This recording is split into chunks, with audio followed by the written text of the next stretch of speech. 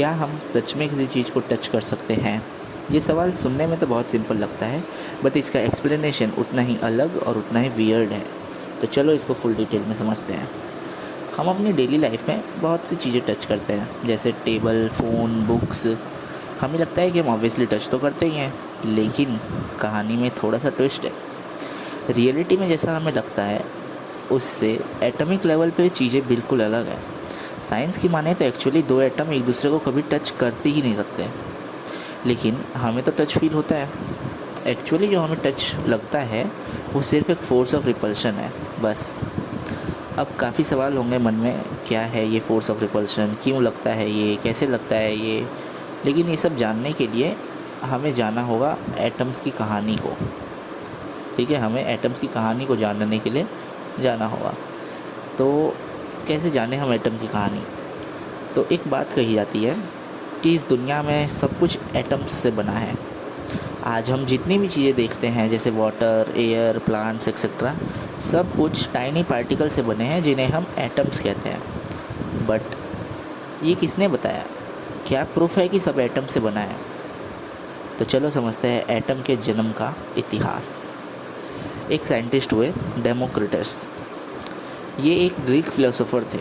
अब क्योंकि ये फिलोसोफर थे तो इनका काम ही सोचना है, तो इन्होंने सोचा कि अगर किसी भी चीज़ को तोड़ते जाओ तोड़ते जाओ तोड़ते जाओ तो हम एक ऐसे पॉइंट पे आ जाएंगे जो स्मॉलेस्ट पार्टिकल हो, जिसे फर्दर तोड़ा ना जा सके, जो इनडिविजिबल हो। इन्होंने उस पार्टिकल का नाम रखा एटोमोस। एटोमोस मतलब जिसे फर्दर डिवाइड न किया जा सके, फर्दर उसको तोड़ नहीं सकते हैं।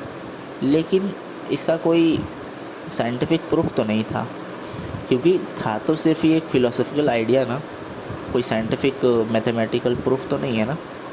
तो एक्चुअली एटम का प्रूफ मिला कैसे कि ये सारी चीज़ें एटम से बनी है या सब जगह एटम है? ये प्रूफ मिला कैसे? तो एक बहुत फेमस साइंटिस्ट थे, आप ज़रूर इन साइंटिस्ट को जानते होंगे, आपकी बुक्स में पढ़ा होगा आपने इन साइंटिस्ट के बारे में। इनका नाम है जॉन डाल्टन, उर्फ मैं इनको बोलता हूँ डाल्टन चचा।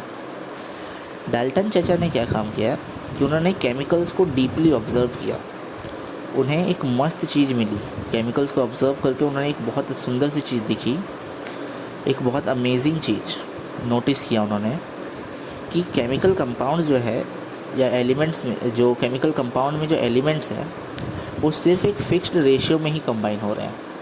मैं इसको समझाऊंगा अच्छे से, एक बार समझो, सुन लो एक बार कि केमिकल कंपाउंड्स में एलिमेंट्स सिर्फ एक फ़िक्स्ड रेशियो में कंबाइन होते हैं, रैंडमली नहीं। रेशियो हमेशा सेम रहता है सेम कंपाउंड के लिए, चाहे फिर तुम सैंपल कहीं से भी ले आओ। ठीक है, उन्होंने सोचा कि अगर मैटर कॉन्टीन्यूअस होता, कोई भी मैटर अगर मान लो कॉन्टीन्यूअस होता और डिस्क्रीट ना होता, तो रेशियोज फिक्स नहीं होने चाहिए थे, ऑब्वियस सी बात है।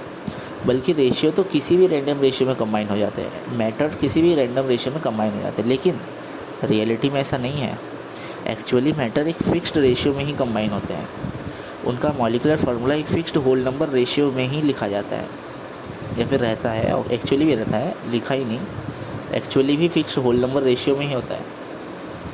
यानी चीज़ें कॉन्टीन्यूअस नहीं है। एक एग्जांपल इससे मिल रहा है हमको, बल्कि डिस्क्रीट है। चीज़ें कॉन्टीन्यूअस नहीं बल्कि डिस्क्रीट है, और इसीलिए मैटर कोई टाइनी फिक्स्ड पार्टिकल से बना होगा। समझे? चीज़ें डिस्क्रीट है ना, इसी के लिए मैटर कोई पार्टिकल से बना होगा, तभी तो डिस्क्रीट होगा। अगर कॉन्टीन्यूअस होगा तो फिर हम एक पार्टिकल तो डिफाइन ही नहीं कर पाएंगे ना। तो ये जो टाइनी फिक्स्ड पार्टिकल होगा जिससे मैटर बना होगा, वही तो एटम्स है। यहीं से डाल्टन चचा ने अपनी थियरी भी दी थी, है ना। डाल्टन थियरी आप लोग ने पढ़ा होगा स्कूल में।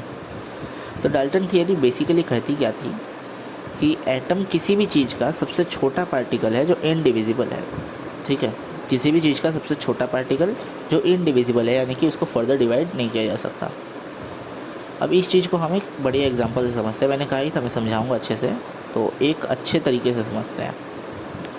तो मान लो हम पेंट मिक्स कर रहे हैं। ठीक है, पेंट्स होते हैं ना, कलर वाले पेंट, उनको मिक्स कर रहे हैं। तो अगर मेरे पास एक ब्लू पेंट है और एक येलो पेंट है, और मैंने इन दोनों को मिक्स कर दिया अलग अलग रेशियो में, तो ऑब्वियस सी बात है कि अलग अलग ही रिज़ल्ट मिलेगा। अगर अलग अलग रेशियो में किया है मिक्स तो अलग अलग रिज़ल्ट मिलेगा। जैसे कि इस इमेज में आपको दिख रहा होगा कि ये ग्रीन के 3 अलग अलग शेड आपको मिलेंगे ब्लू और येलो को मिक्स करके। अब वैसे तो मुझे इन तीनों का नाम पता नहीं है, ग्रीन ही पता है मेरे को तो, लेकिन गर्ल्स को पता होगा, ऑब्वियस सी बात है ना, मजाक कर रहा हूँ। तो देखो, क्योंकि कलर्स कॉन्टीन्यूस तरीके से मिक्स होते हैं, इसीलिए उनमें रेशियोज़ चेंज करना क्या बोल रहा हूँ, इसलिए उनमें रेशियोज़ चेंज करने पर रिज़ल्ट चेंज हो जाता है। कॉन्टीन्यूस तरीके से मिक्स हो रहे हैं तो रेशियो चेंज करो और रिज़ल्ट चेंज हो गया। लेकिन केमिकल्स में ऐसा नहीं होता। केमिकल्स में रिएक्टेंट चाहे जिस भी रेशियो में ले लो, प्रोडक्ट सेम ही बनेगा। ठीक है, एग्जांपल के लिए अपना पानी ले लो, वाटर। मेरे पास मान लो हाइड्रोजन है, ऑक्सीजन है, तो मैं उन दोनों को रिएक्ट करवा के वाटर बना लूँगा, है ना। और स्टोकियोमेट्री के माने तो ये लाइन भी मैं लिख पाऊँगा कि 2 मोल हाइड्रोजन 1 मोल ऑक्सीजन के साथ रिएक्ट करके 2 मोल वाटर बना रहा है। सिंपल है ना।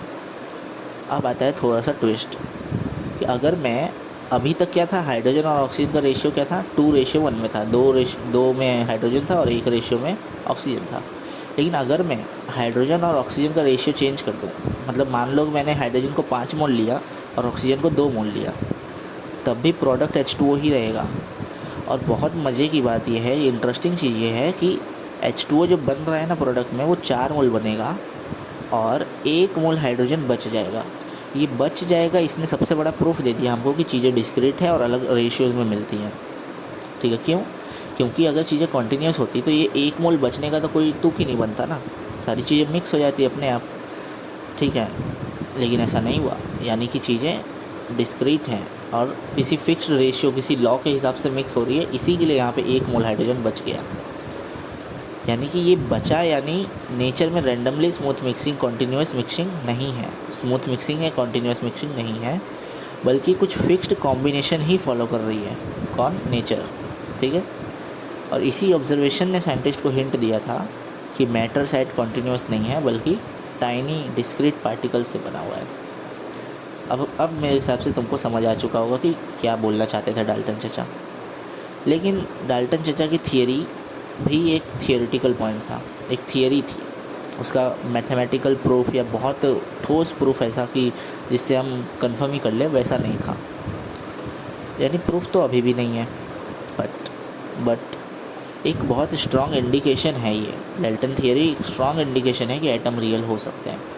लेकिन फिर भी हमें तो प्रूफ ही जानना है। हम यहाँ पे वो थोड़ी जानने आए हैं कि क्या हो सकता है, क्या नहीं हो सकता। हमें तो डेप्थ में जाना है और एटम के एग्जिस्टेंस का रियल प्रूफ को जानना है।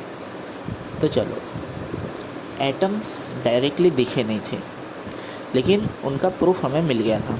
कैसे मिला? तो ये मिला हमें ब्राउनियन मोशन से।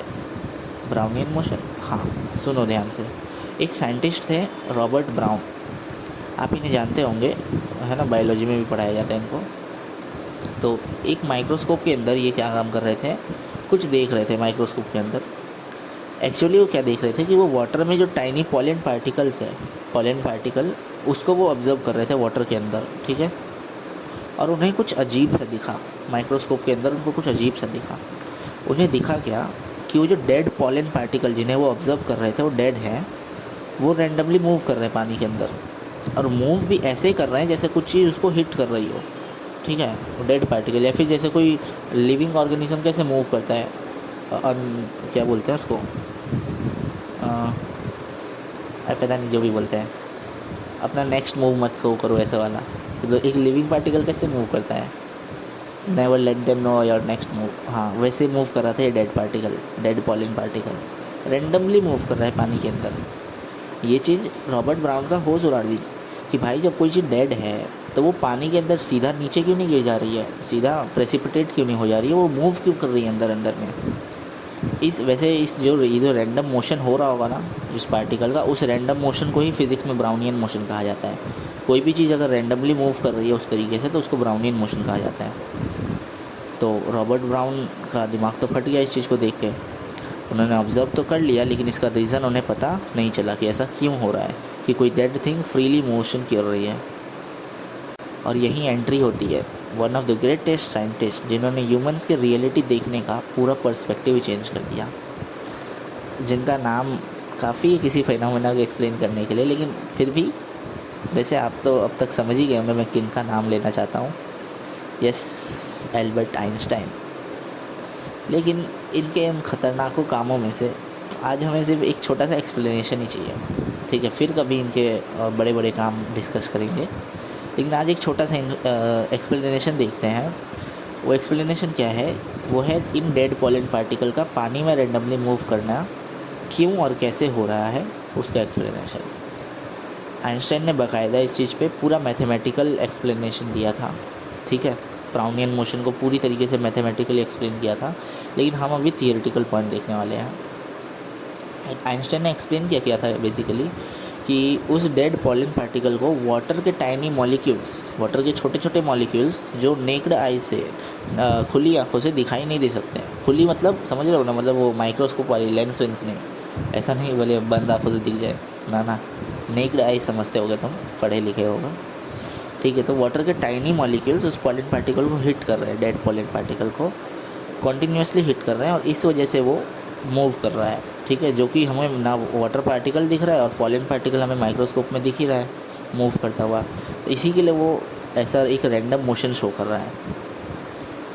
और यहाँ पे हमें एक चीज़ पता चल गई कि भले ही एटम या मॉलिक्यूल हमें दिखते नहीं, बट उनका इफ़ेक्ट, उनकी प्रेजेंस का क्लियर प्रूफ दे रहा होता है, ठीक है।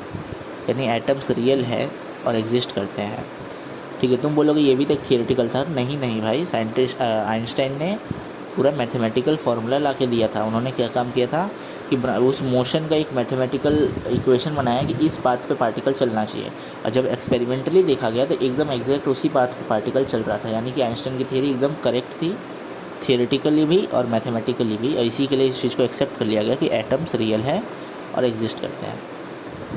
तो एटम्स तो प्रूव हो गए, लेकिन एक प्रॉब्लम है अभी भी हमारे चीज़ में, थियरी में, जिस चीज़ को अभी तक हम इग्नोर कर रहे थे। क्या चीज़ थी कि अभी तक हम एटम को इनडिविजिबल माने जा रहे थे, ठीक है, इनडिविजिबल, जिसको डिवाइड नहीं किया जा सके। लेकिन थोड़ी सी चीज़ में ट्विस्ट है, एक और कहानी में ट्विस्ट है। उस ट्विस्ट का नाम है इलेक्ट्रॉन, प्रोटॉन और न्यूट्रॉन्स। वैसे तो तुमको पता चल ही गया होगा, लेकिन मैं थोड़ा स्टोरी वाइज बता रहा हूँ। तो इलेक्ट्रॉन, प्रोटॉन और न्यूट्रॉन्स यानी कि फंडामेंटल पार्टिकल्स। तो चलो पता करते हैं कि साइंटिस्ट को ये पता कैसे चला और कब चला कि एटम्स के अंदर भी चीज़ें एग्जिस्ट करती हैं। एटम इंडिविजिबल नहीं है, बल्कि उसके अंदर भी बहुत सारी चीज़ें हैं। तो चलो जानते हैं डिस्कवरी ऑफ फंडामेंटल पार्टिकल्स। तो वैसे तो फंडामेंटल पार्टिकल की डिस्कवरी अपने आप में एक बहुत अच्छा टॉपिक है और डीपली अंडरस्टैंड करने लायक टॉपिक है। तो अगर तुम कमेंट करोगे तो मैं ज़रूर फंडामेंटल पार्टिकल्स को, इलेक्ट्रॉन, प्रोटॉन, न्यूट्रॉन की डिस्कवरी पे एक डीपली समझाते हुए एक वीडियो बनाऊंगा। लेकिन अभी तो हम एक ब्रीफ इन्फॉर्मेशन ले लेते हैं इनके ऊपर, ठीक है। एक बार समझ लेते हैं कि क्या क्या, कैसे कैसे, किस किस एक्सपेरिमेंट से क्या क्या चीज़ें पता चली। तो हमारी कहानी शुरू होती है 1877 की वो रात। हमारे जे थॉमसन भाई, हाँ वही वाटरमेलन वाले, वो अपने कमरे में एक एक्सपेरिमेंट कर रहे थे। एक्सपेरिमेंट का नाम था कैथोड रे ट्यूब एक्सपेरिमेंट, ठीक है। तो थॉमसन ने किया कि कैथोड रे ट्यूब में उन्होंने उस कैथोड रे ट्यूब से एक चीज़ प्रूफ कर दी कि नेगेटिव चार्जेस होते हैं। नेगेटिव चार्जेस जैसी कोई चीज़ है, वो उन्होंने उस कैथोड रे ट्यूब से प्रूफ करी, ठीक है। अब उसी नेगेटिव चार्ज को फर्दर इलेक्ट्रॉन कहा गया। अब आपने कैथोड रे ट्यूब तो मैं मान रहा हूँ कि स्कूल में पढ़ा होगा, 11th में पढ़ाया जाता है, और 9th में थोड़ा सा बस झलक है उसका कि बताया गया बस जे थॉमसन ने इलेक्ट्रॉन ढूंढा। उतना कोई हार्ड थियरी नहीं है, लेकिन हाँ 11th में बहुत डिटेल में पढ़ाया जाता है cathode ray tube atomic structure में। तो मैं एज्यूम कर रहा हूँ कि पढ़ के आए होंगे, लेकिन अगर फिर भी नहीं पढ़ा है आपने, तो मैं एक रेफरेंस के लिए एक इमेज या डायग्राम लाया हूँ, आप देख लीजिएगा। लेकिन मैं एज्यूम कर रहा हूँ कि आप पढ़िएगा, और अगर नहीं पढ़ा है, आपको और डिटेल में जानना है, तो कमेंट करना, मैं ज़रूर इस पर वीडियो बनाने वाला हूँ एक, ठीक है, फंडामेंटल पार्टिकल के डिस्कवरीज़ पे, जिसमें मैं सारे एक्सपेरिमेंट को बहुत डिटेल में समझाऊँगा अभी। तो अभी के लिए इमेज देख लो आप, डायग्राम, ठीक है। अब आगे बढ़ते हैं हम अपनी कहानी में। इसी से उन्होंने अपना एटॉमिक मॉडल भी दिया था थॉमसन ने, थॉमसन भैया ने, जो भी हो, ठीक है, उन्होंने अपना एटॉमिक मॉडल लिया था, वो वाला वाटरमेलन वाला, ठीक है। लेकिन अभी हम एटॉमिक मॉडल को डिस्कस नहीं करने वाले हैं, तो अभी हम अपने टॉपिक में ही रहते हैं। तो कहानी आगे बढ़ी। कहानी के अगले किरदार कौन है? Earnest Rutherford. तुम बोलोगे ये तो एटॉमिक स्ट्रक्चर का ही कहानी पढ़ा रहा है। नहीं नहीं भाई, ये फंडामेंटल पार्टिकल्स की कहानी है, टेंशन मत लो। इन्होंने 1911 में अपने गोल्ड फॉइल एक्सपेरिमेंट से, ये भी तुमको पता ही होगा, न्यूक्लियस को प्रूव किया था, है ना। गोल्ड फॉइल एक्सपेरिमेंट तो सबको याद होगा, कैथोड रे नहीं भी याद होगा तो गोल्ड फॉइल तो बड़ा आसान है, ये तो 9th में भी बड़ी अच्छी तरीके से पढ़ाया जाता है बेसिक लेवल पे। तो न्यूक्लियस को प्रूव किया इन्होंने इस एक्सपेरिमेंट से। अगेन, अगर आपने गोल्ड फॉइल एक्सपेरिमेंट नहीं पढ़ा है स्कूल में, या अभी तक आप जानते नहीं हैं या भूल गए हो, तो एक डायग्राम रेफरेंस के लिए लाया हूँ, आप देख लेना। लेकिन हम अपनी कहानी में आगे बढ़ेंगे, अभी हम इसके डिटेल में डिस्कस करने नहीं जाएंगे। तो अभी क्या क्या मिल गया हमको? इलेक्ट्रॉन मिल गया, न्यूक्लियस मिल गया। अब 1990 से 1920 में यूगेन गोल्डस्टीन और एर्नेस्ट रदरफोर्ड दोनों साइंटिस्ट ने मिल कर के काम किए। काम क्या क्या किया? तो अब तक रदरफोर्ड ने न्यूक्लियस को प्रूव किया था, गोल्डस्टीन ने एनोड रे यानी कैनल रे एक्सपेरिमेंट से पॉजिटिव चार्जेस, पॉजिटिव आयंस को प्रेडिक्ट कर लिया, ठीक है। लेकिन फर्दर रदरफोर्ड ने नाइट्रोजन बॉम्बार्डमेंट,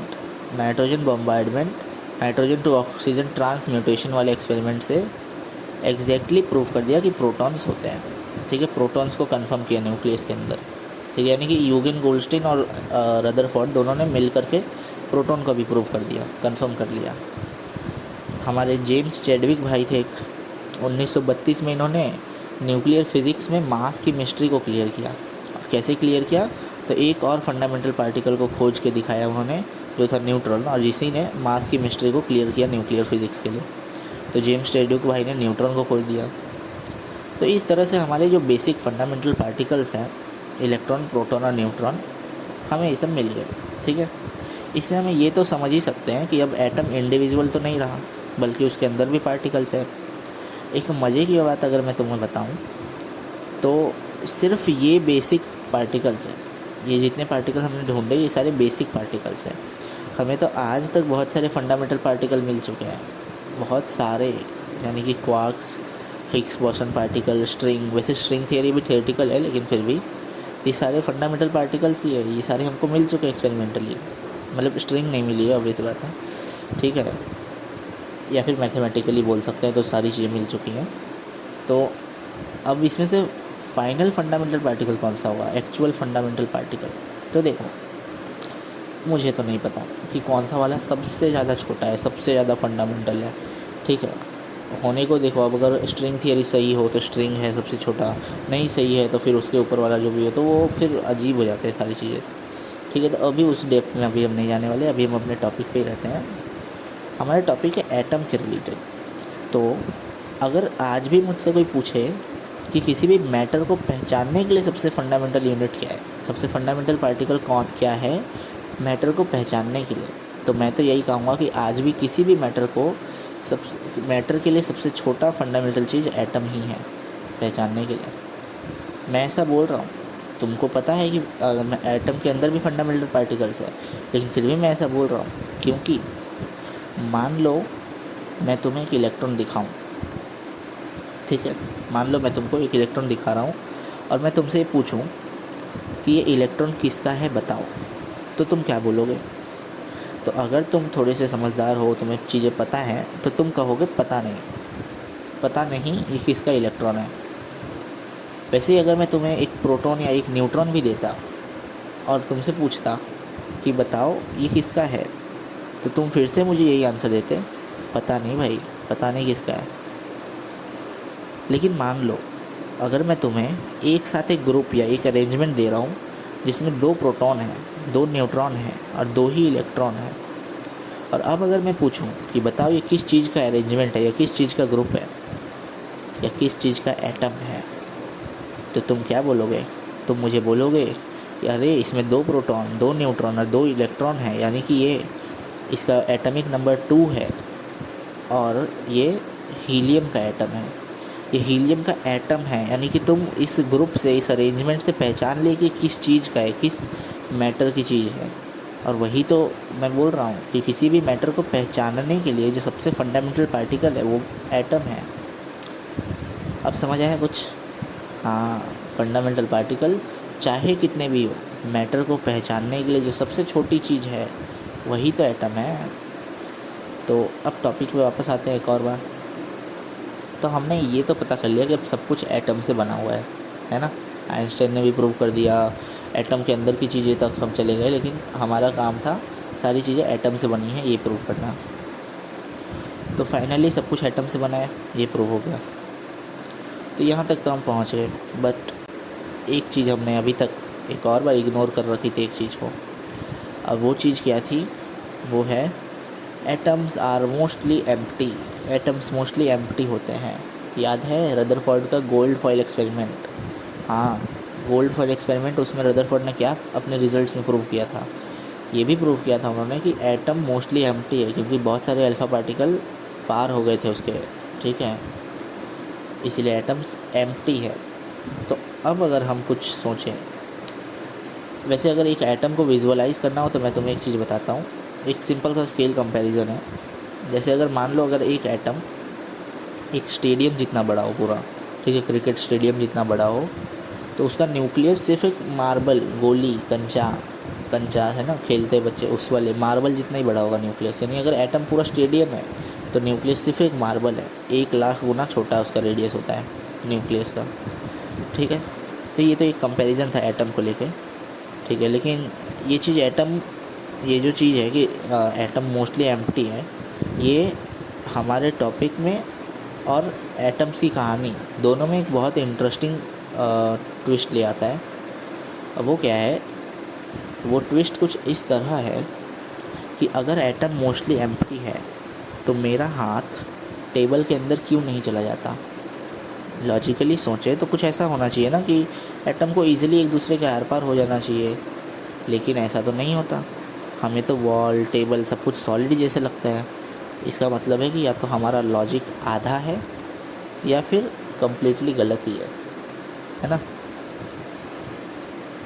तो अगर मैं इसका रीज़न दूँ, अगर तुम डायरेक्टली मेरे से पूछो कि इसका आंसर क्या होगा कि क्यों हमारा हाथ अंदर नहीं चला जाता टेबल के, या हम क्यों किसी चीज़ को टच कर पा रहे हैं, उसके आर पार नहीं निकल पा रहे हैं, तो इसका आंसर जो मैं दूंगा वो होगा कि इसका एक्चुअल रीज़न है एटॉमिक फोर्सेस, स्पेशली इलेक्ट्रॉन के। लेकिन हम यहाँ पे सिर्फ आंसर देखने नहीं आए हैं, ये तो मैं चाहता तुमको वीडियो के स्टार्टिंग में बताता हूँ, वीडियो ख़त्म कर देता हूँ। हम यहाँ पे एक्सप्लेन, समझने आए हैं, डीपली समझेंगे उस चीज़ को, ऐसा क्यों हो रहा है, क्या हो रहा है, एटॉमिक फोर्सेस कैसे हैं, इनमें क्या लगता है, ये वो, है ना। तो सबसे पहले समझते हैं एटॉमिक फोर्सेस लगता क्यों है। लेकिन एक सेकेंड, उसको समझने के लिए तो हमें ये समझना होगा कि एटॉमिक फोर्सेस एटम के अंदर लगता कैसे है, क्यों लगता है, इससे पहले पता करना होगा लगता कैसे है ना। लेकिन एक और बात रह गई, एटॉमिक फोर्स एटम के अंदर कैसे लगता है, ये पता करने के लिए हमें पहले ये भी तो पता होना चाहिए कि एटम होता कैसा है, एटम दिखता कैसा है। यानी कि ये सीरीज़ ऑफ जो क्वेश्चन है, इसकी समरी ये रहेगी कि अभी हम ये समझने वाले हैं कि एटम दिखता कैसा है, एटम कैसा दिख रहा है। तो जो आप लोग में सोच रहे होंगे या फिर नहीं भी सोच रहे होंगे, मैं बताता हूँ। सेंटर में एक न्यूक्लियस होगा जिसमें प्रोटॉन और न्यूट्रॉन्स होंगे, कुछ एनर्जी लेवल्स होंगे जो इलेक्ट्रॉन के ऑर्बिट है, जिसमें इलेक्ट्रॉन जो है 2, 8, 18, 18, 32 के मैजिक नंबर में फिल होते हैं। यानी पहले ऑर्बिट में 2 इलेक्ट्रॉन, सेकेंड ऑर्बिट में 8 इलेक्ट्रॉन, और ऐसे ही भरते हैं, है ना। यही एक एटम का इमेज होगा। कि आप भी इसी चीज़ को एटम मानते हैं तो थोड़ा सा खुश हो जाइए, आप गलत मानते हैं। ऐसा एटम नहीं होता, बल्कि ये तो एटम को दिखाने का एक one of the worst model है, सबसे ख़राब मॉडल में से एक है, ठीक है। क्योंकि जितनी चीज़ें एक्सप्लेन नहीं करता ना, या फिर जितनी चीज़ें एक्सप्लेन करता है उससे ज़्यादा तो ये कॉन्ट्राडिक्शन क्रिएट कर लेता है, ठीक है। कभी इस कॉन्ट्राडिक्शन पे भी बात करेंगे, अभी नहीं। तो अभी के लिए ये मॉडल ठीक है, फिर भी बच्चों को भरना, इलेक्ट्रॉन भरना सिखाना 2, 8, 18 से। लेकिन मैं तो फिर भी चाहता हूँ कि 9th 10th क्लास में ऑर्बिटल्स को इंट्रोड्यूस कर देना चाहिए। एटलीस्ट ये नहीं बताएं कि ऑर्बिटल क्या होते हैं, कैसे होते हैं, ये वो, ठीक है। वो 11th 12th में हम पूरी हिस्ट्री अच्छे से पढ़ेंगे ऑर्बिटल्स की, लेकिन एटलीस्ट ऑर्बिटल में इलेक्ट्रॉन भरना सिखाना चाहिए 9th-10th में। लेकिन अभी हम अपने टॉपिक पे ही रहते हैं, छोड़ो वो एनसीईआरटी वाले जाने।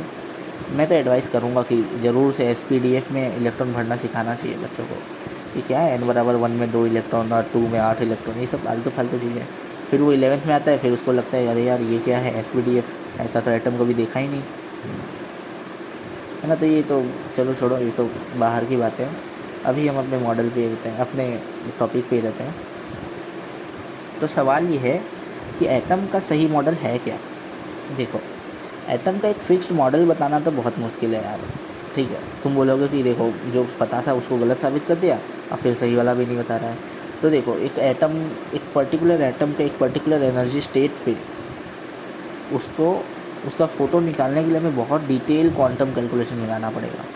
यानी एक एटम, मान लो सोडियम का एटम, उसका +1 स्टेट, उसमें Na+ का पूरा एटम का फ़ोटो निकालने के लिए हमें सिर्फ Na+ के लिए क्वांटम कैलकुलेशन में जाना होगा।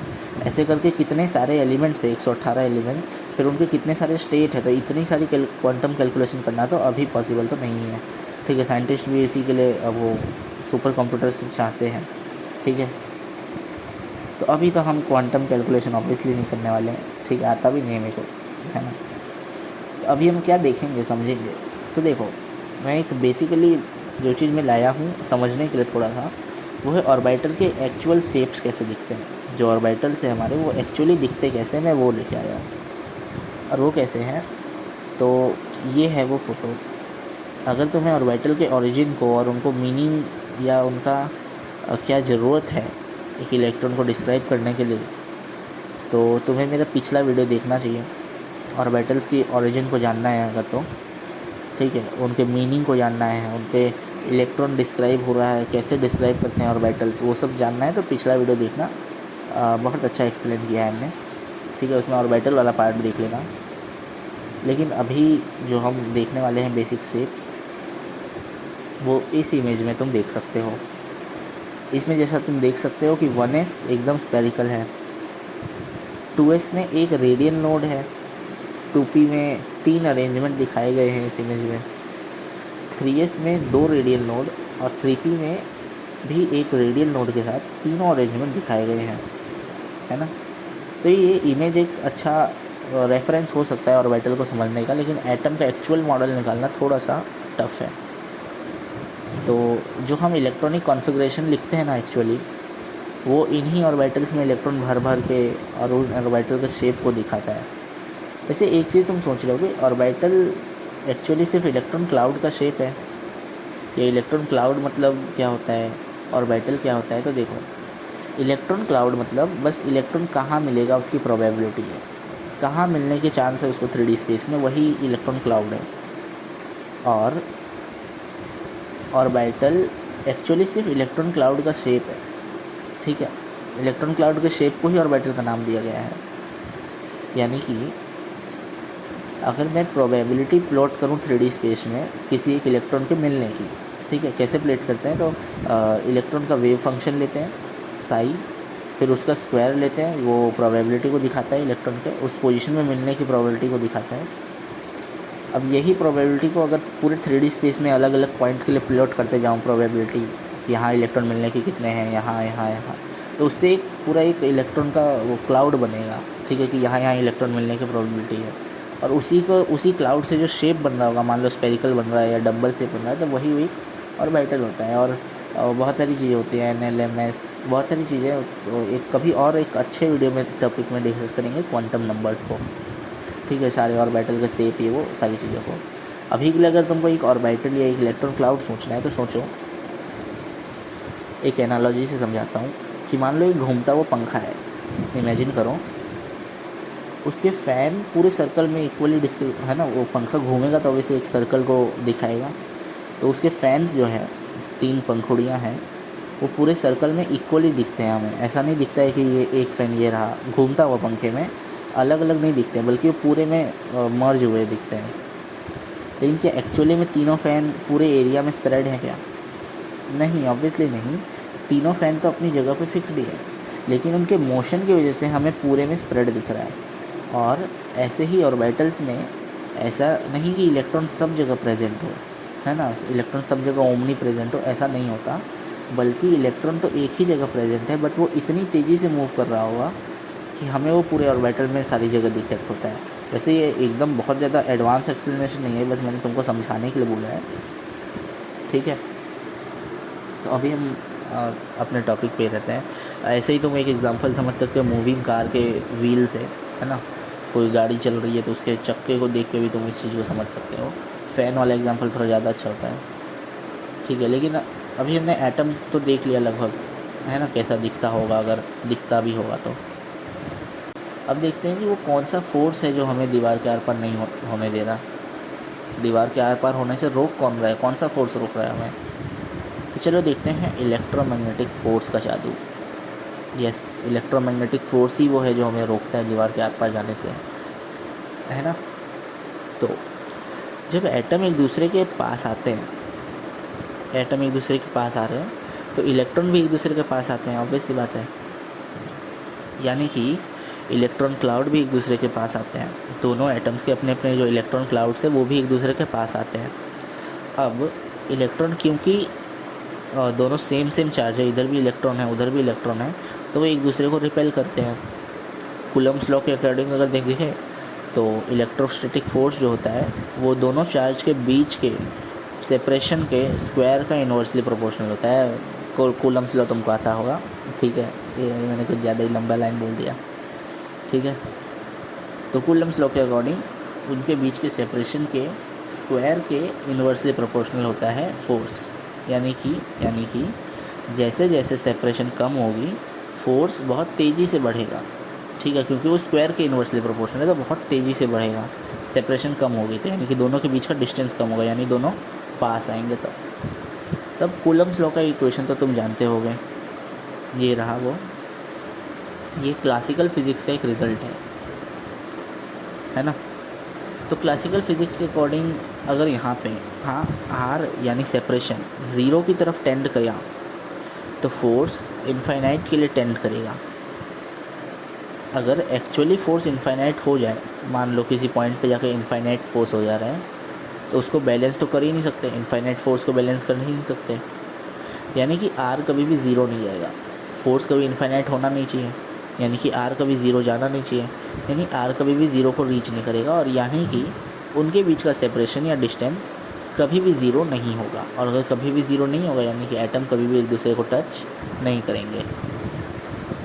ये तो एक बहुत बहुत बेसिक सा प्रूफ हुआ जो क्लासिकल फिज़िक्स से आया है, लेकिन अच्छा प्रूफ है, ऐसी बात नहीं है कि बहुत ही ज़्यादा वो हो, किसी को समझाने के लिए ठीक ठाक प्रूफ है, ये बता सकते हैं उसको। लेकिन फिर भी एटॉमिक लेवल पे क्वांटम मैकेनिक्स चलती है भाई, क्वांटम फिज़िक्स चलती है एटॉमिक लेवल पे। और वैसे भी क्लासिकल फ़िज़िक्स इसका तो आंसर दे दिया, लेकिन बहुत सारी चीज़ों का आंसर क्लासिकल फ़िज़िक्स नहीं दे पाएगा। उन सबको जानने के लिए, समझने के लिए हमें क्वांटम फिज़िक्स में जाना ही होगा। तो चलो क्वांटम फिज़िक्स की वियर्डनेस को समझें, उसके अजीब होने को समझें।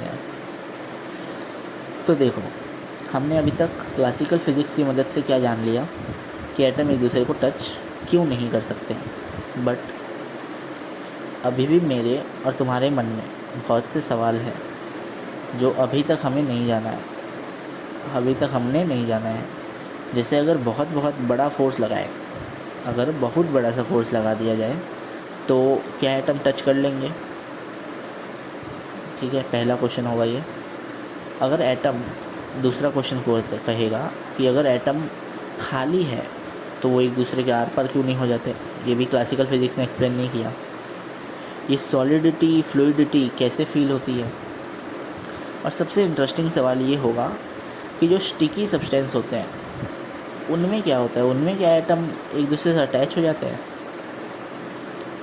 जुड़ जाते हैं क्या, उनमें रिपल्सन नहीं होता है क्या स्टिकी चीज़ों में, जैसे ग्लू हो गया, हनी हो गया, ये सारी चीज़ें। तो चलो जानते हैं इन सभी सवालों के जवाब एक एक करके, एक कहानी की तरह समझेंगे हम, ठीक है।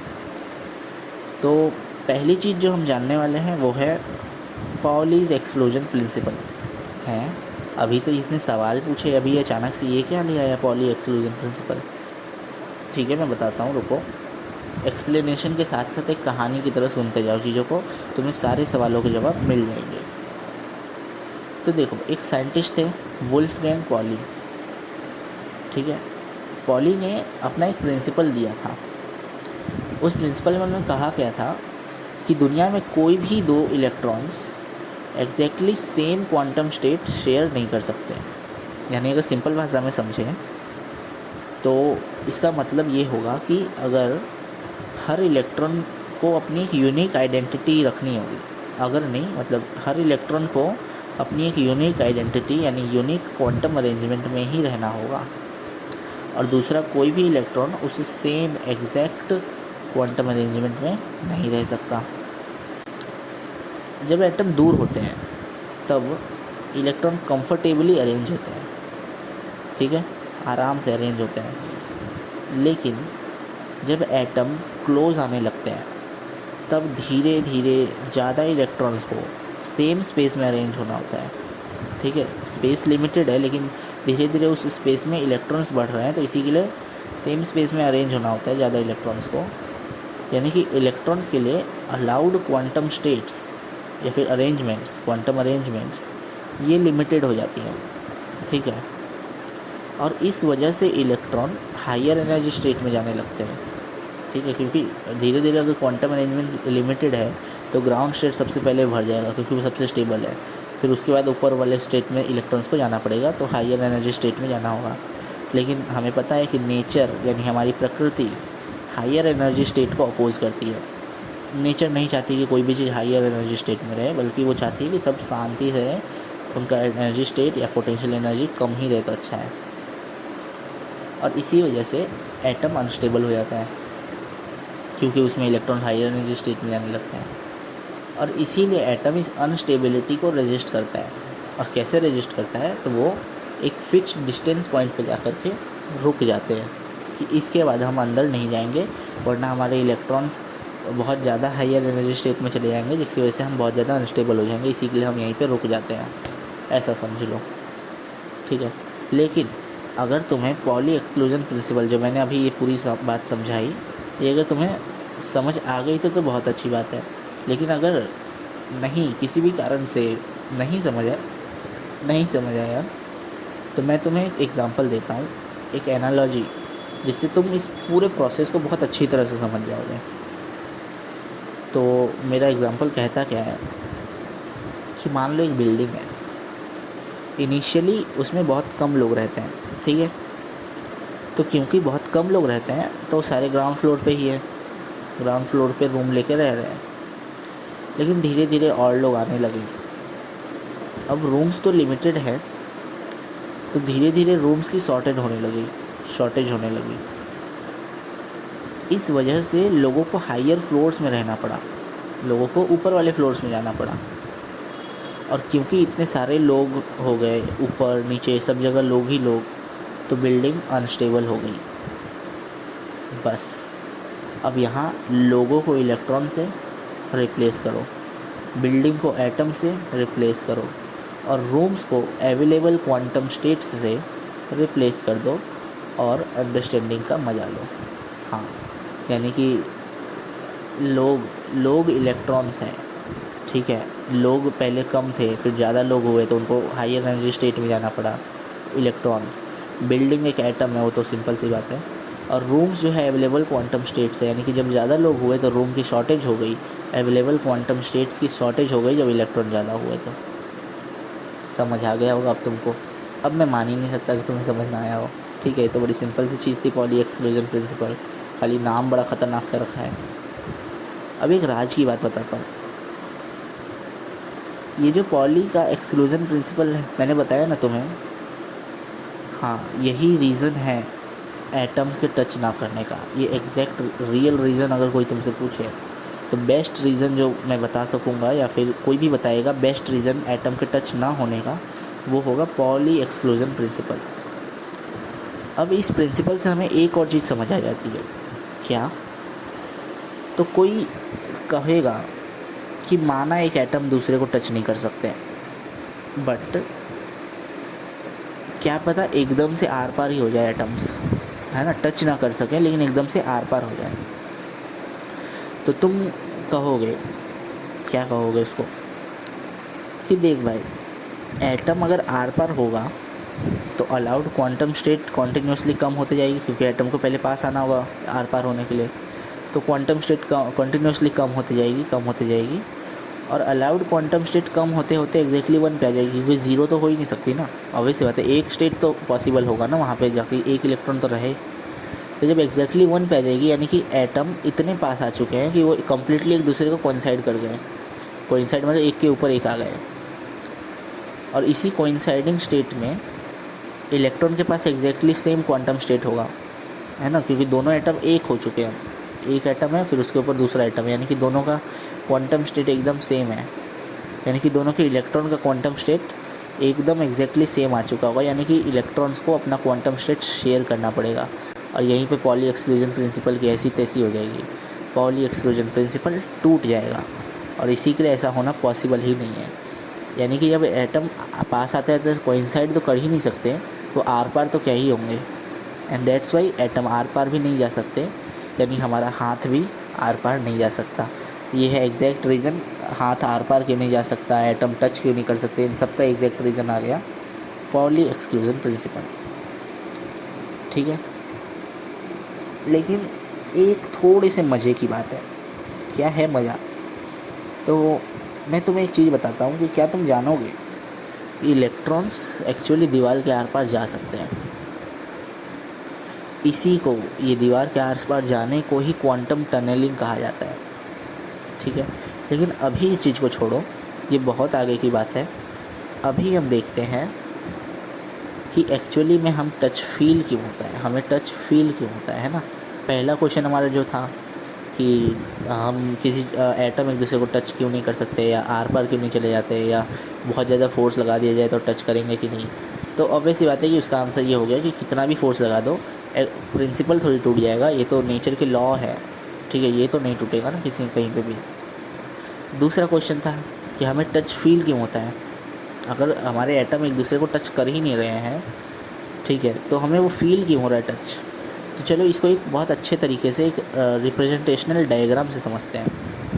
ठीक है, तो मान लो ये ब्लू वाला एक वॉल का एटम है, एक दीवार का एटम है, और ये स्किन कलर वाला हमारे ह्यूमन हैंड का एटम है।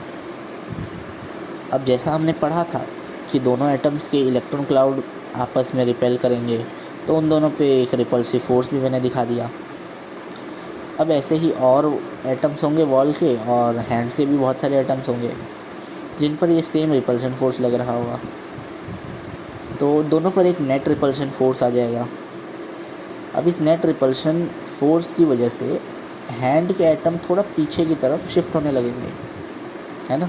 जब फोर्स इधर की तरफ है तो शिफ्ट हो जाएंगे थोड़ा, जिससे वो अपने पिछले वाले एटम पे भी फोर्स लगाएंगे, क्योंकि ऑब्वियस बात है हमारे खुद के हाथ के एटम एक दूसरे से टच नहीं है, दूसरों से तो छोड़ो, खुद के हाथ के, क्योंकि एटम से एक दूसरे को टच नहीं कर सकते हैं। तो अगर ये एटम पीछे आएगा तो इस पीछे वाले एटम पे भी फोर्स लगाएगा, भाई तू भी पीछे से टच नहीं होना है। ठीक है, तो जब वो पीछे वाले पे फोर्स लगाएगा तो वो अपने पीछे वाले पे फोर्स लगाएगा, फिर वो अपने वाले पे, ऐसे करते हुए बहुत सारे एटम पीछे जाने लगेंगे, और स्किन जो है हमारी वहाँ से डिफॉर्म होने लगेगी।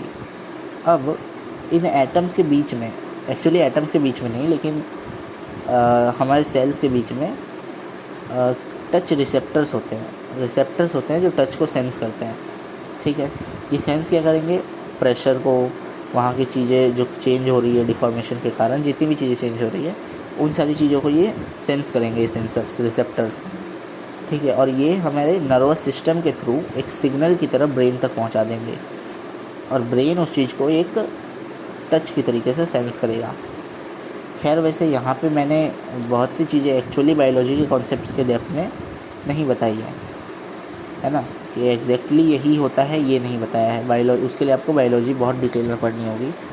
एक रिप्रेजेंटेशनल तरीके से मैंने तुमको समझा दिया है कि चीज़ें काम कैसे कर रही हैं, क्यों हमको वो चीज़ हो रही है। ठीक है, जैसे अगर एक एग्जांपल ले, और वैसे ये डायग्राम जो है 2D स्केल भी नहीं बनाया गया है, मुझे बायो नहीं आती है, सीधी सी बात है, मैं मैथ्स वाला हूँ। तो अगर बहुत ज़्यादा डिटेल में एकदम इस चीज़ को भी डिटेल में जानना है कि टच कैसे फील हो रहा है, तो उसके लिए तो बायो वालों से पूछना होगा, है ना, वही जानेंगे क्या होता है क्या नहीं होता है। जैसे यहाँ रिसेप्टर मैंने क्या है एटम के बीच में दिखा दिया छोटा सा, एक्चुअली इतना छोटा थोड़ी होगा वो एटम के बीच में, है ना। एटम्स तो अपने आप में एक अलग पार्टिकल है, उतना छोटा उस लेवल पे जा कर के कुछ नहीं होगा ना। तो अभी वो सब छोड़ते हैं, चलो बायोलॉजी वाली चीज़ें हैं। अभी हम रहते हैं कि हम डायरेक्टली ऑब्जेक्ट को टच तो नहीं करते हैं, लेकिन हम उस एटॉमिक इलेक्ट्रोमैग्नेटिक फोर्स को एक्सपीरियंस करते हैं और वही हमको एक टच की तरीके से सेंस होता है। तो कल को अगर कोई तुमसे पूछे कि क्या किसी चीज़ को एक्चुअली टच कर सकते हैं, तो तुम बोलना कि हम किसी चीज़ को टच नहीं कर सकते, हम तो सिर्फ पाउली एक्सक्लूजन प्रिंसिपल ऑवे करते हैं। यस, तो ठीक है, यहाँ तक तो समझ आ ही गया होगा। अब अगला सवाल क्या है? तो सवाल ये है या ये था कि हमें मैटर सॉलिड, लिक्विड, गैस ऐसे फील क्यों होते हैं, सॉलिड या फ्लूइड फील क्यों होता है? तो अगर रिपल्शन हो रहा है तो ऐसा क्योंकि सॉलिड में चीज़ें एकदम रिजिड लगती हैं, फ्लूइड में भी रिपल्शन हो रहा है लेकिन फ्लूइड में हमारा हाथ उसके अंदर चला जाता है, और गैस में भी रिपल्शन हो रहा है लेकिन गैस में तो हम बड़े आसानी से मूव कर सकते हैं। तो देखो, इस सवाल का एक सिंपल सा जवाब दूँ तो ये होगा, रिपल्शन दोनों के एक एक एटम के बीच की कहानी है।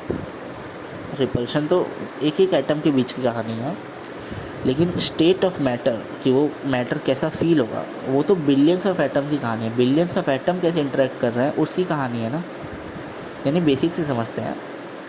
तो बात ये है कि एटम कोई सॉलिड बॉल तो नहीं है, बल्कि वो तो मोस्टली एम्प्टी है, बस न्यूक्लियस और इलेक्ट्रॉन क्लाउड से ही तो बना है। उनकी खुद की कोई स्पेशल स्टेट नहीं है ना। स्टेट मतलब वो क्वांटम स्टेट वाला नहीं, खुद की कोई स्पेशल स्टेट की एक एटम, ये एटम लिक्विड एटम है, ये एटम सॉलिड एटम है, ऐसा कुछ नहीं होता। बल्कि ये लिक्विड, सॉलिड, फ्लूइड, गैस, ये सारी चीज़ें तो बिलियंस ऑफ एटम साथ में क्या कर रहे हैं, क्या इंटरेक्शन कर रहे हैं, उसका रिजल्ट होता है। समझे? यानी कि बिलियंस ऑफ एटम साथ में मिल कर के जो इंटरेक्शन कर रहे हैं वो स्टेट को बताता है मैटर के।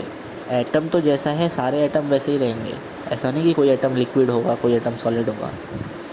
यानी एक बार थोड़ा और डिटेल में समझते हैं मैटर के स्टेट्स को, स्पेशली सॉलिडिटी कहाँ से आती है। तो वही जो मैंने पहले भी कहा तुमसे कि जब बिलियंस ऑफ एटम एक स्टेबल स्ट्रक्चर बनाते हैं इंटरेक्शंस जैसे बॉन्ड के थ्रू, तब सॉलिडिटी इमर्ज होती है, तब हमको सॉलिड लगने लगता है। समझे? यानी सॉलिडिटी किसी एक एटम की प्रॉपर्टी नहीं है, बल्कि ह्यूज नंबर ऑफ एटम्स के इंटरेक्शन का रिजल्ट है। अब इसको अपने टच करने के सिनेरियो में देखते हैं। जब हम टच कर रहे थे किसी चीज़ को, तो कोई भी चीज़ हमें सॉलिड क्यों लगती है? तो देखो, जब हम टेबल को प्रेस करते हैं तब इलेक्ट्रॉन क्लाउड्स रिपेल कर रहे हैं, यानी हमने समझा था जैसा इलेक्ट्रॉन क्लाउड रिपेल कर रहे हैं तो फिर स्किन डिफॉर्म हो रही है, इसकी वजह से एटम पीछे जाने का ट्राई करते हैं। एटम अपने ऑब्जेक्ट में भी एक दूसरे को टच नहीं कर रहे होते हैं, ये तो हमें पता है, लेकिन एटम अपने ऑब्जेक्ट के अंदर एक दूसरे के साथ बॉन्डेड होते हैं, अट्रैक्शन फील कर रहे होते हैं या फिर बॉन्डेड होते हैं। सीधा समझना, बॉन्ड तो तुमको पता ही होगा। अब इस बॉन्ड की वजह से जब रिपल्शन फील हो रहा है तो एटमिक बॉन्ड्स कंप्रेस होना चाहते हैं, एटम पीछे आना चाहते हैं, तो एटमिक बॉन्ड कंप्रेस होना चाहते हैं और वो इस कंप्रेशन को अपोज करेंगे, क्योंकि एटम ज़्यादा पास आ जाएंगे ना। वो वाला एक डायग्राम भी तुमने समझा होगा, वो केमिकल बॉन्डिंग का पहला वाला, कि ज़्यादा पास आएगा तो रिपल्शन होने लगेगा, ज़्यादा दूर चले जाएगा तो अट्रैक्शन रहेगा, तो एक फ़िक्स पॉइंट पर रहेंगे। तो अब जब एटम पीछे आना चाहता है तो फिर बॉन्ड कंप्रेशन होना चाहेगा और उसको अपोज करेंगे वो एटमिक बॉन्ड्स, और इस वजह से ऑब्जेक्ट का स्ट्रक्चर डिफॉर्मेशन को रेजिस्ट करेगा, डिफॉर्म नहीं होगा ऑब्जेक्ट का स्ट्रक्चर। और हमारा ब्रेन इस रेजिस्टेंस को, इस स्ट्रक्चर के डिफॉर्मेशन के रेजिस्टेंस को एक सॉलिड ऑब्जेक्ट की तरफ फील कर लेता है। वो कैसे करता है वो तो हमने पहले ही समझ लिया उस बायोलॉजी के वाले एग्जांपल से। तो वैसे तुम्हें अब पूरा स्टेट ऑफ मैटर ही समझ आ गया होगा इस चीज़ से। जैसा मैंने बताया कि एटम के बीच बॉन्ड होता है, वो पीछे जाना चाहते हैं तो बॉन्ड वो रिपेल कर रहा है, ये वो, उससे तुमको मेरे हिसाब से सारे स्टेट ऑफ मैटर समझ आ गए होंगे कि पानी में क्या होता है, इसमें क्या होता है, उसमें क्या होता है। लेकिन फिर भी हम एक बार देख लेते हैं सॉलिड, लिक्विड और गैस कैसे इमर्ज हुए। तो देखो, अब तक हमें ये समझ आया कि एटमिक बॉन्ड्स में कंप्रेशन की वजह से उनका स्टेट फील होता है, ठीक है।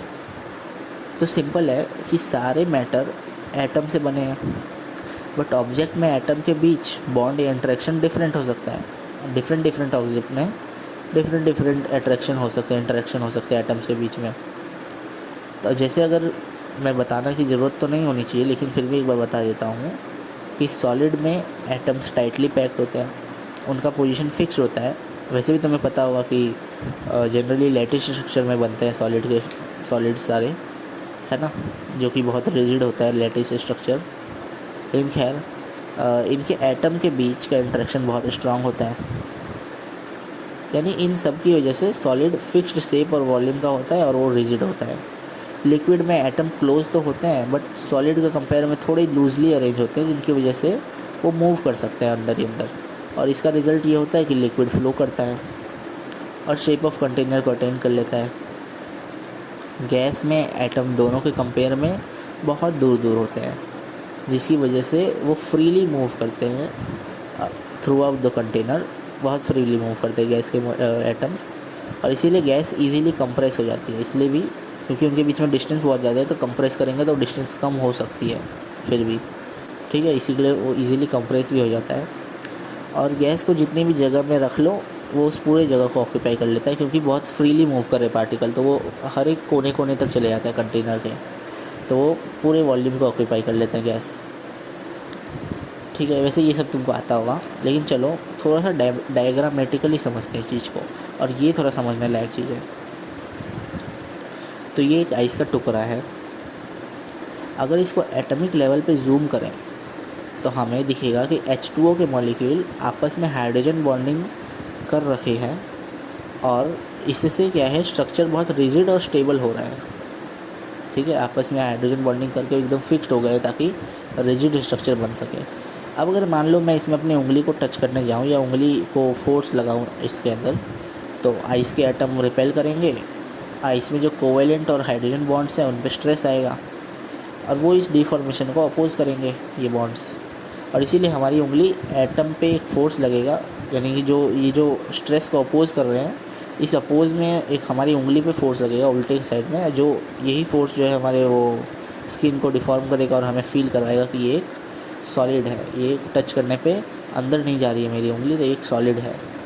बस यही थी सॉलिड्स की कहानी। ऐसे ही लिक्विड में क्या होगा, तो पानी, उसमें एटम थोड़े फ्री होंगे, तो मेरी उंगली लगाने पर उन पे जो रिपल्सिव फोर्स होगा उससे वो थोड़े पीछे हट जाएंगे, क्योंकि उनमें फिक्स्ड बॉन्ड्स नहीं है जिन पे स्ट्रेस आ रहा हो। मैं अगर उसमें अपने उंगली को डालूंगा तो वो थोड़ा थोड़ा पीछे हट सकते हैं, क्योंकि मूव कर सकते हैं। तो जैसे जैसे मैं उंगली पानी में इंसर्ट करता जाऊंगा, वैसे वैसे पानी के एटम मॉलिक्यूल्स डिस्प्लेस होते जाएंगे, और जो रिपल्शन मेरी उंगली पर लगाएंगे वो सॉलिड के कंपेयर में भी वीक होगा, है ना, क्योंकि सॉलिड में क्या है, वो बॉन्ड्स रिपेल कर रहे थे कि हम कंप्रेस नहीं होंगे, लेकिन यहाँ कोई ऐसा रिपेल करने लायक नहीं है। यहाँ पे जो एटम के बीच का रिपल्शन है बस उतना रह गया, तो इसी के लिए बहुत सॉलिड के कंपेयर में बहुत वीक फोर्स होगा, और यहीं से मुझे फील हो जाएगा कि ये एक लिक्विड है। गैस में एटम्स बहुत दूर होंगे, जिससे जल्दी डिस्प्लेस हो जाएंगे, मेरे हाथ घुमाने पर बहुत जल्दी डिस्प्लेस हो जाएंगे, और रिपल्सन भी बहुत कम लगाएंगे, जिससे गैस में हैंड मूव कर सकता है मेरा बहुत आसानी से। अब एक आखिरी लेकिन बहुत इंटरेस्टिंग सवाल रह गया हमारा, स्टिकी ऑब्जेक्ट्स का क्या। अगर एटम रिपेल ही करते हैं तो स्टिकी ऑब्जेक्ट जैसे ग्लू, टेप, हनी एक्सेट्रा चिपकते कैसे हैं। तो इसका एक्चुअली कोई बहुत बड़ा ख़तरनाक सा आंसर नहीं है, बल्कि आंसर सिर्फ ये है कि एक्चुअली एटम सिर्फ रिपेल नहीं बल्कि अट्रैक्ट भी करते हैं। और जैसा मैंने बताया भी था कि ये तो ऑब्वियस है, क्योंकि टच तो ऑब्जेक्ट के खुद के एटम भी नहीं करते,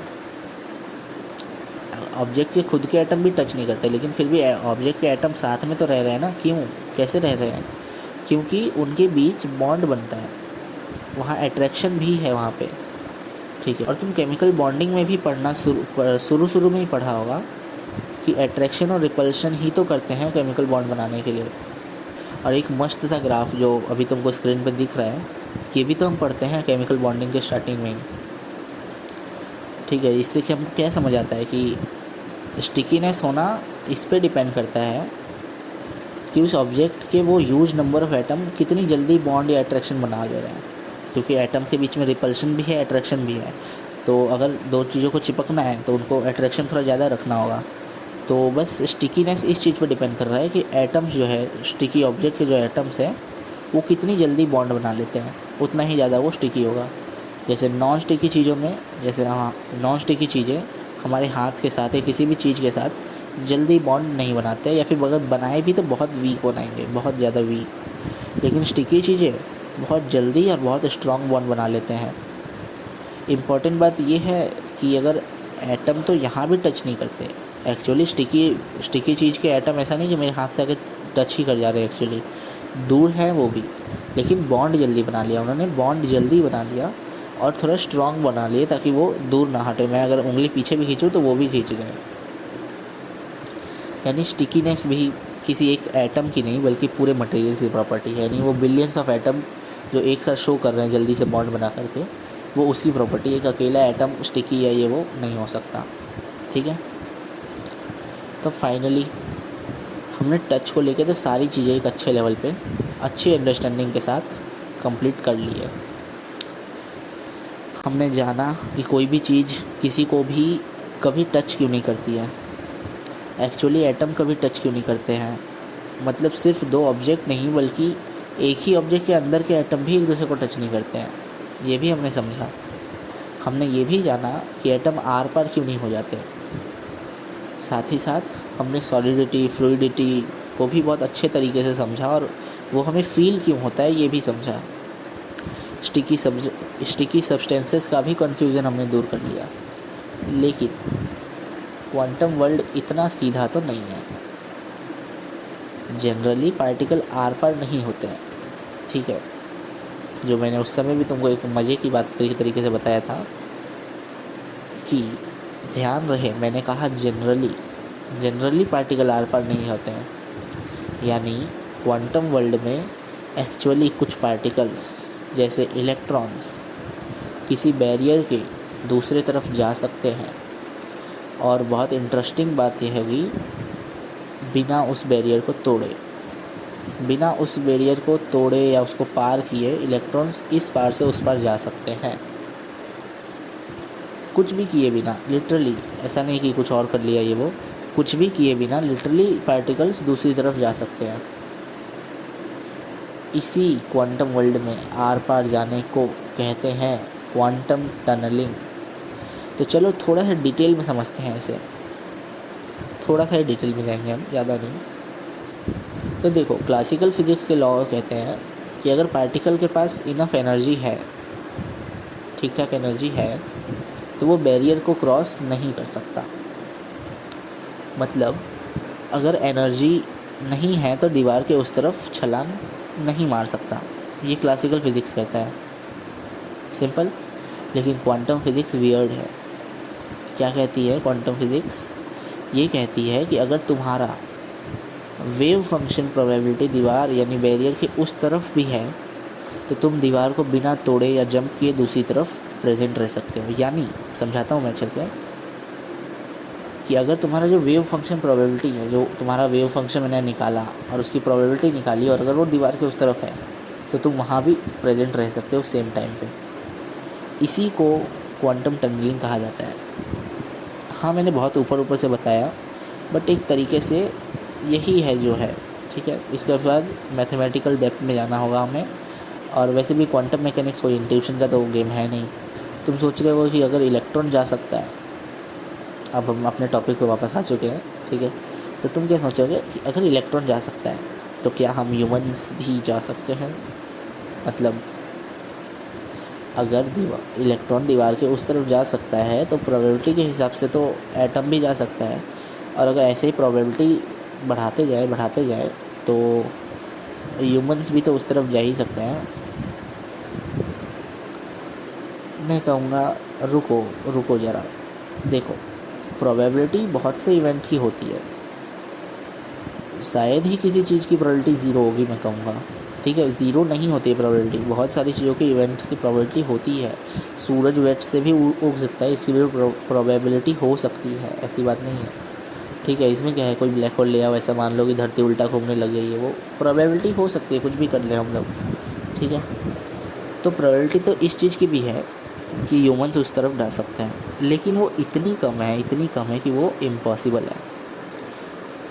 क्यों इतना रेयर क्यों है? क्या क्या फ़र्क पड़ता है कि ह्यूमन उस तरफ चला जाए, क्यों नहीं जा सकता भाई? इतना रेयर क्यों है प्रोबेबिलिटी? तो देखो, human body trillions of atom से बने हैं।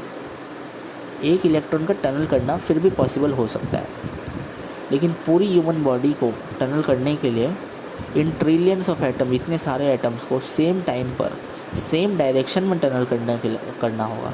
और इस सेम डायरेक्शन में टनल करने की जो प्रोबेबिलिटी है, तुम खुद सोचो कितनी कम होगी।